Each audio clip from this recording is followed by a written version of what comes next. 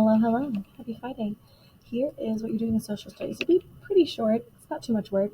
But after the American Revolution ended in 1783, Indiana was seen as the land that the Americans wanted from the Native Americans. So again, the Native Americans kind of occupied a whole bunch of land, and Britain told the colonists that they couldn't move over to that land because they gave it to the Native Americans. And now that the colonists have won against the British, they don't have to follow that rule anymore. They want to go to west of the Appalachian Mountains. Okay, and what that looks like, let me bring up a U.S. map just to show you that. So if we were to look at a U.S. map, let me get a little closer. There we go. Okay, so this is where the colonists were, right over here. And before the American Revolution, there are these mountains here called the Appalachian Mountains. And so the Native Americans had all this land over here, all of that land. And the colonists were not allowed to go over there. But when the colonists won the American Revolution, they wanted that land that the Native Americans were on. Okay, that just makes sense. They won the war. They want some of the what they earned during the war. Like they won that land because it did belong to Britain because they had conquered in the French and Indian War. Today's goal is just going to be this one right here. This goal will be for Monday, so don't worry about that.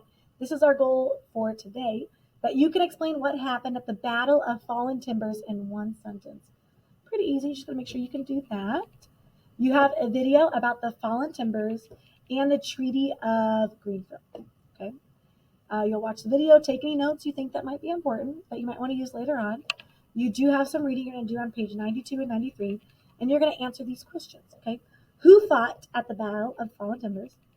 Why was the Battle of Fallen Timbers fought? And who won the Battle of Fallen Timbers? Again, you are restating, then answering, okay? So read those 2 pages. When you are done with social studies and you have finished science, I do have some things that you could be doing today. Let me see if I can find them. All right, that took me a second. I had to go grab it. But you have this right here you can go through at the end of social studies and science and social studies, since you did in that order. You have this about inclined planes. We got wedge, we got screw, reading about it, answering those questions. This is something that's available for when you finished both sets of slides, social studies and science, as well as I have books on the north cabinets or on the north counter that have to do with like using simple machines and complex machines. Read the book and you can write a paragraph on that, and that will count as extra credit as well if you're looking for some extra credit in science and social studies, or just science, so that's simple machines. But you can read those books if you have any extra time. You're not doing the I'm done section after this. You're either this or you are reading. If you read one of those books, then you can write, tell me something that you learned in the book. Okay, you're on a piece of paper and you just turn it into science. All right, great job, and please do well today. I know you can do it. You got this.